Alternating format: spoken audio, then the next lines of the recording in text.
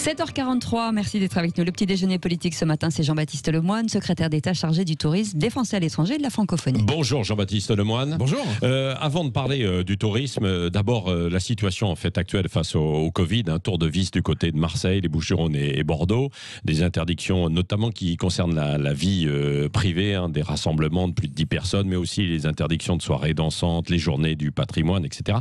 Ce sont des décisions utiles, selon vous, Jean-Baptiste Lemoyne, pour éviter un éventuel reconfinement général ? Oui, effectivement, vous l'avez dit, le but c'est éviter un reconfinement général. Et ça veut dire prendre un certain nombre de mesures pour essayer d'endiguer cette circulation plus active du virus.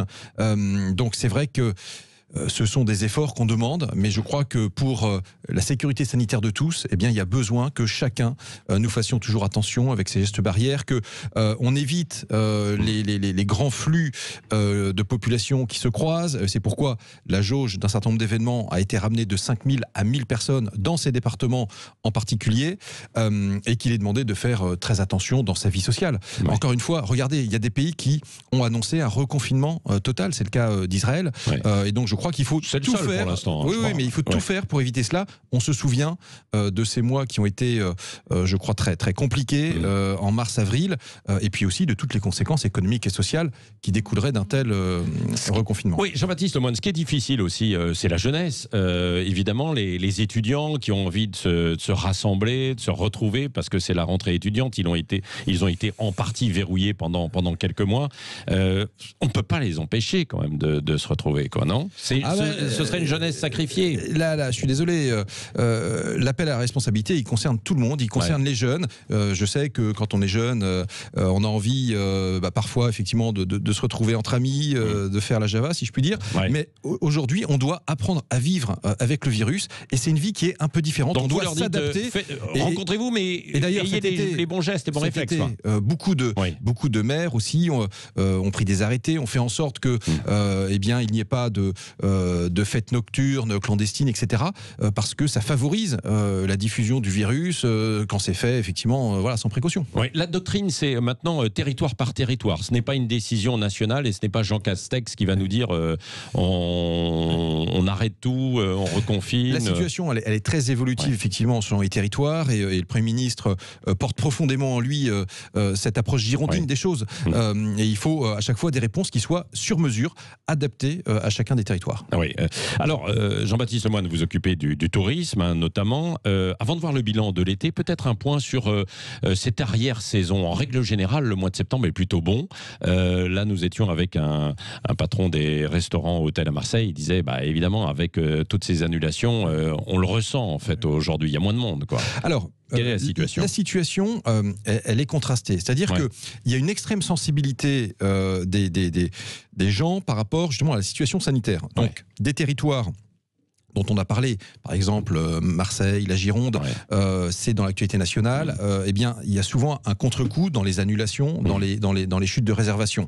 À l'inverse, d'autres territoires dans lesquels la situation est perçue comme sécuritaire, à ce moment-là, on rencontre toujours un succès. Donc, ce qu'on peut dire, c'est qu'il y a vraiment cette volatilité selon l'état de la situation sanitaire.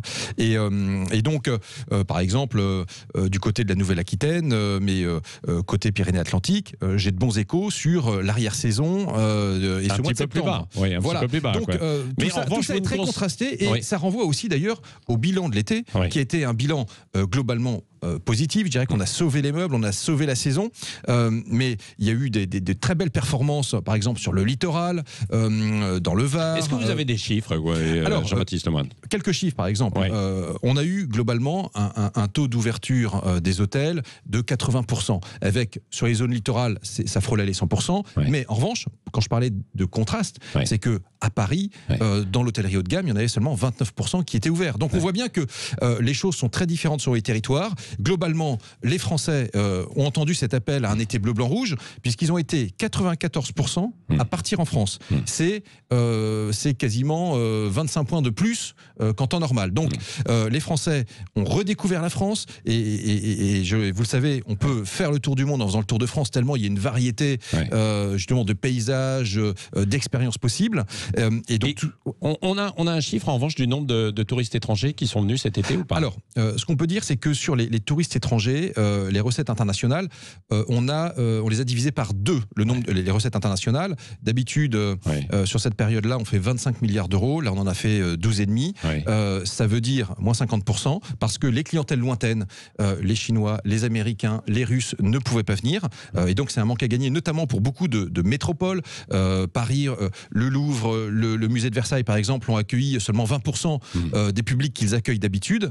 Mais je dirais que quand on se regarde, on se fait peur, mais quand on se compare, on se rassure, parce que nos voisins italiens ou espagnols, eux, ils ont plongé de l'ordre de 75 à 80% en matière de tourisme international. Donc, je crois que la France a quand même bien résisté grâce à des clientèles européennes de proximité. Alors, et là, aujourd'hui, est-ce qu'ils reviennent, ces touristes étrangers? Où en est-on, justement, pour les touristes mondiaux? Est-ce qu'ils peuvent revenir? Est-ce qu'ils ont le droit de revenir en France? Aujourd'hui, les clientèles européennes, il y a une circulation qui est plus facile que les clientèles extra-européennes. Parce que aujourd'hui, nous avons encore des frontières qui demeurent fermées avec beaucoup de pays en dehors de l'espace Schengen. Et ça veut dire que concrètement, sur ces clients, encore une fois, américains, chinois, russes, etc., on est dans une situation qui reste encore difficile et entravée. Mais il y en a quand même. Il y a des touristes chinois, non? Il y a uniquement des dérogations possibles pour certains cas professionnels, etc. Mais très clairement, aujourd'hui, le moteur du tourisme, c'est un moteur français et c'est un moteur européen de proximité. Moi, j'avoue que je vais continuer avec Atout France à faire la tournée des États membres de l'Union européenne pour dire à ces Européens que la France reste une destination qui leur déroule le tapis rouge et qui prend toutes les précautions sanitaires. Je veux le dire, les professionnels, ils mettent en place des protocoles. Depuis le début, ils sont hyper responsables et donc l'expérience client, elle peut être là aussi. À propos d'étrangers, est-ce qu'il y a encore des personnes qui n'ont pas été remboursées des voyages annulés aujourd'hui? Alors, vous savez, on a mis en place en mars justement ce qu'on appelle un avoir. Donc, les agences de voyage ont proposé, lorsqu'elles ont vendu des forfaits, eh bien, de reporter le déplacement. Et d'ailleurs, il y a eu pour 1 milliard d'euros de voyages qui ainsi ont fait l'objet d'avoir, de report. Et donc, les personnes ont fait ou feront ces voyages lorsque la situation le permettra. Oui, si ça le permet, sur 18 mois. Mais là, on est dans l'inconnu, quoi. Et en cas de pépin, au bout de 18 mois, ils peuvent demander à être remboursés.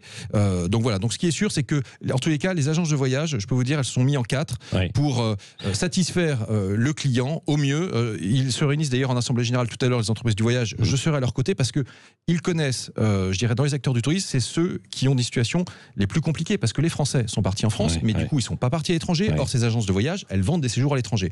Et donc, ils se retrouvent avec un chiffre d'affaires de 5 ou 10%. Et c'est très compliqué, je veux leur dire à votre antenne, eh bien qu'on continuera à être à leur côté dans la durée. Alors à leur côté, c'est-à-dire à leur côté, ça veut dire continuer à les accompagner avec du chômage partiel. Le chômage partiel, de nouveau. Voilà, exactement. Aussi travailler sur le fonds de solidarité. Je pense qu'il y a peut-être des petits curseurs qu'on peut bouger. J'y travaille avec Alain Griset pour que plus d'entreprises y aient accès au sein de ces entreprises du voyage. Parce que, encore une fois, on a là des talents, des savoir-faire. La France, elle a, je dirais, un appareil de distribution de voyages qui est très performant, donc il faut le maintenir. Est-ce que les grands établissements sont en danger aujourd'hui? Je pense au château de Versailles, au musée du Louvre, par exemple, tous ces grands lieux qui reçoivent une clientèle internationale qui n'est plus là aujourd'hui. Alors, naturellement, ces grands lieux subissent de plein fouet cette crise. Ils sont néanmoins adossés à un certain nombre d'acteurs publics, mais c'est vrai que les recettes liées au tourisme international ont quasiment disparu. Et puis aussi, beaucoup d'entreprises ont revu toutes les politiques de mécénat ou d'événementiel. L'événementiel reste un secteur qui est aussi, je dirais, touché. Très, très, très gravement. Et donc, il y a des manques à gagner, indéniablement, mais je sais que la ministre de la Culture, Roselyne Bachelot, est également très mobilisée pour accompagner ces acteurs du patrimoine et de la culture. Il y aura des journées du patrimoine, d'ailleurs, dans quelques jours, sauf dans les endroits où il peut y avoir d'autres annulations. À Marseille. Est-ce que c'est raisonnable, d'ailleurs, de maintenir ouvertes ces journées du patrimoine ce week-end sur tout le territoire? Ce qui compte, c'est la mise en place de protocoles très rigoureux qui permettent la circulation. Alors qu'aujourd'hui, on est en train de dire, oh là là, l'épidémie repart, et puis on maintient ces journées du patrimoine. Vous savez, il faut qu'on apprenne à vivre avec le virus. Ça veut dire s'adapter, ça ne veut pas dire mettre fin à toute activité. Et s'adapter. Oui, mais ces journées du patrimoine, est-ce que c'est indispensable ? Écoutez, ça fait partie en tous les cas de la vie sociale. Et encore une fois, il faut faire en sorte que cette vie sociale puisse être adaptée, mais ça ne veut pas dire la supprimer. Et on a là affaire aussi à des professionnels de la gestion des flux. Et je crois qu'il faut savoir leur faire confiance. Ils sont eux-mêmes éminemment responsables. Et quelque part, il faut aussi montrer que triompher du virus, eh bien, c'est triompher d'une atmosphère un peu mortifère qu'il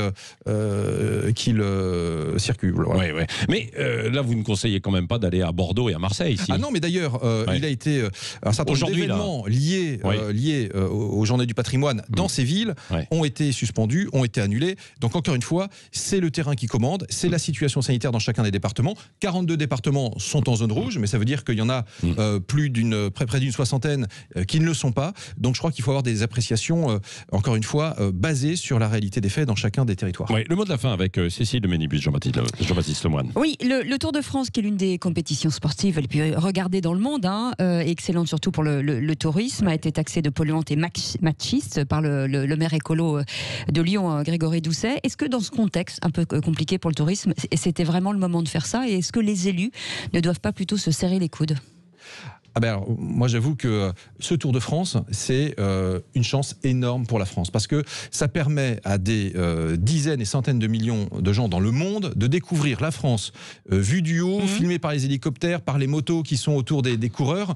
Et c'est une vitrine pour la France qui est formidable. Donc, moi, je dis total respect à Christian Prudhomme, à toutes les équipes qui font vivre le Tour de France. Et je trouve que les polémiques des élus verts, je trouve, sont un peu mal placées. Il y a celle-là, vous savez, moi qui suis un élu de Lyon, nous avons le Morvan avec beaucoup de sapins qui l'hiver prennent la route. Il faut les laisser les sapins, il ne faut plus les couper maintenant. Prennent la Seine pour justement pavoiser nos maisons. Quand je vois le maire de Bordeaux qui s'en prend aux sapins, écoutez, ils n'ont rien demandé les sapins. Il y a des traditions qui méritent d'être respectées. C'est le cas du Tour de France. Bon, voilà, c'est clair. Merci. Jean-Baptiste Lemoyne était notre invité ce matin, secrétaire d'État en charge du tourisme, des Français de l'étranger et de la francophonie. À propos des Français de l'étranger, il y en a encore qui sont bloqués ou pas ? Ils ne peuvent toujours pas rentrer. Écoutez, d'un mot. Nous sommes à leur côté. Ceux qui étaient de passage, qui étaient bloqués, ont pu revenir. Maintenant, il y a aussi une communauté qui vit à l'étranger et nous avons déployé avec Jean-Yves Le Drian un plan à la fois sanitaire pour pouvoir les accompagner parce qu'il y a des pays dans lesquels il est compliqué d'avoir accès à des soins. On fait des évacuations sanitaires en cas de besoin et puis aussi un plan pour accompagner les familles qui sont touchées économiquement pour qu'elles puissent continuer à scolariser leurs enfants, notamment dans les lycées français, parce que c'est des coûts de scolarité qui sont souvent importants. Et donc, ce que je veux dire, c'est que la rentrée s'est quand même bien passée aussi là. Merci Jean-Baptiste Lemoyne. Et dans quelques instants, on parlait du Covid-19 sur l'impact sur le tourisme. On parlera de l'impact sur le rugby bordelais. Restez avec nous. 7h58, c'est à suivre sur Sud Radio.